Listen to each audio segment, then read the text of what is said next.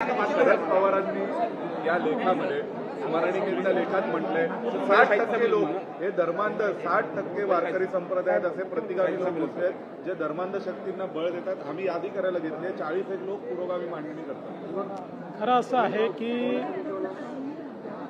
पवार साहेबांचा महाराष्ट्राच्या विकासामध्ये योगदान असलं तरीही वारकरी विचारांशी त्यांचा फार संबंध राहिलेला नाही.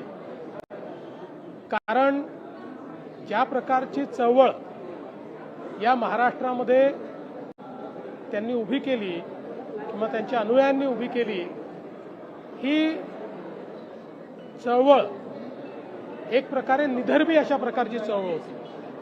आणि त्यांनी स्वतःही अनेक वेळा कबूल केलंय की ते निधर्मी आहेत, धर्म मानत नाहीत किंवा त्या ठिकाणी त्यांचा जो सगळा पिंड आहे तो निधर्मी आहे.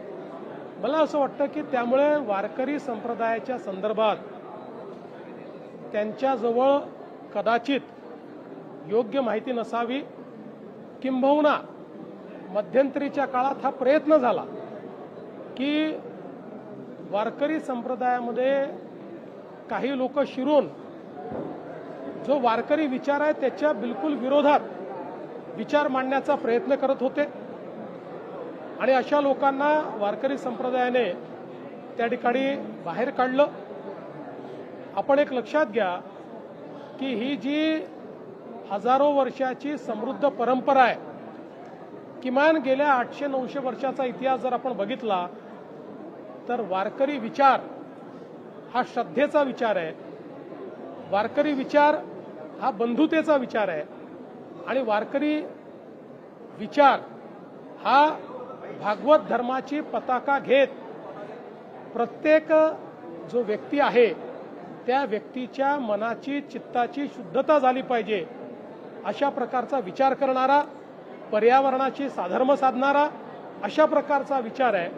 मला असं वाटतं की पवार साहेबांचा जो काही लेख आहे तो अत्यंत चुकीचा आहे आणि मला दुःख आहे की पवार साहेबांनी अशा प्रकारचा लेख लिहिला. नको होता का असा लेख ज्यावेळी घेतला गेला त्यावेळी स्मरणिकेतून तो वगळायला हवा होता? नाही, मी असं काही म्हणणार नाही.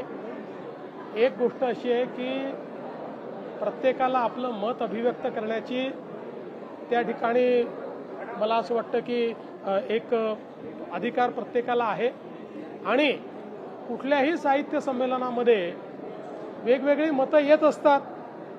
कोणी काय लेख लिहावा, शेवटी साहित्य संमेलनाने ते महाराष्ट्राचे माजी मुख्यमंत्री म्हणून, देशाचे कृषी मंत्री म्हणून किंवा एकूणच राजकीय क्षेत्रात त्यांचं योगदान आहे म्हणून त्यांचा लेख घेतला.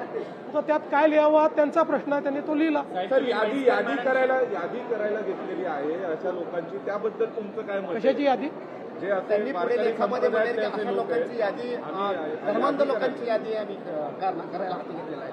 खऱ्या अर्थानं त्यांना हवी असेल तर वारकरी विचाराच्या विरोधात जाऊन जे लोक वारकरी संप्रदायामध्ये त्या ठिकाणी विचार मांडण्याचा प्रयत्न करतायत अशा लोकांची यादी मी त्यांना पाठवून देतो. म्हैसकर मॅडमशी तुमचं बोलणं झालं, ते मंत्री कोण आहे त्यांनी सांगितलं का तुम्हाला? आणि असं काही हा फार एवढा गंभीर विषय नाही आणि त्यांनी तो गंभीरतेने घेतलेला नाही.